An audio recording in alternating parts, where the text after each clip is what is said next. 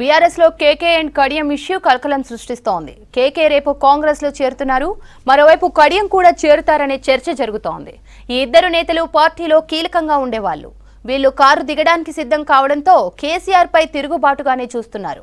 కాంగ్రెస్ లో మళ్లీ చేరికల జోష్ నెలకొంది. గతంలో పార్టీ వీడిన నేతలు మళ్లీ సొంత గూటికి చేరుకుంటున్నారు. 10 ఏళ్ల తర్వాత సీనియర్ నేత పీసీసీ మాజీ చీఫ్ రాజ్యసభ సభ్యుడు కేకే కాంగ్రెస్ లో చేరుతున్నారు. ఇప్పటికే సీఎం రేవంత్ రెడ్డితో భేటీ అయిన కేకే కాంగ్రెస్ లో చేరికపై డీప్ గా డిస్కస్ చేశారు.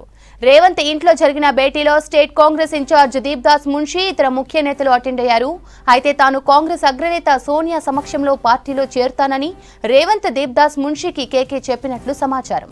మధ్యాహ్నం 3 గంటలకు మీడియాతో మాట్లాడి కాంగ్రెస్ లో చేరికకు సంబంధించి ప్రకటన చేయనున్నారు కేకే.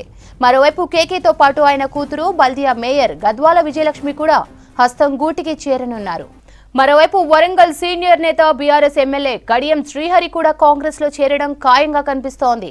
ఇవాళ రేపో కాంగ్రెస్ సీనియర్ల టీం హైదరాబాద్ లో కడియంతో భేటీ అవుతారని సమాచారం.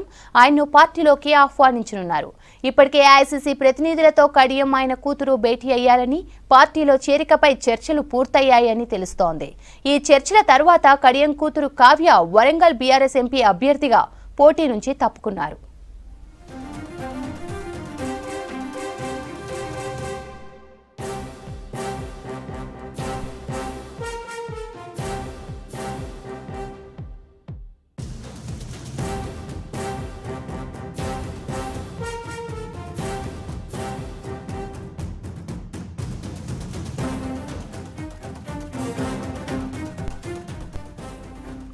కాంగ్రెస్ లో మళ్లీ చేరికల జోష్ నెలకొంది. గతంలో పార్టీ వీడిన నేతలు మళ్లీ సొంత గూటికి చేరుకుంటున్నారు.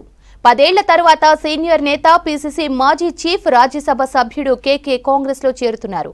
ఇప్పటికే సీఎం రేవంత్ రెడ్డి భేటీ అయిన కేకే కాంగ్రెస్ లో చేరికపై డీప్ గా డిస్కస్ చేశారు. రేవంత్ ఇంట్లో జరిగిన భేటీలో స్టేట్ కాంగ్రెస్ ఇన్ఛార్జ్ దీప్దాస్ మున్షి ఇతర ముఖ్య నేతలు అటెండ్ అయ్యారు. అయితే తాను కాంగ్రెస్ అగ్రనేత సోనియా సమక్షంలో పార్టీలో చేరుతానని రేవంత్ దీప్దాస్ మున్షికి కేకే చెప్పినట్లు సమాచారం. మధ్యాహ్నం 3 గంటలకు మీడియాతో మాట్లాడి కాంగ్రెస్ లో చేరికకు సంబంధించి ప్రకటన చేయనున్నారు కేకే.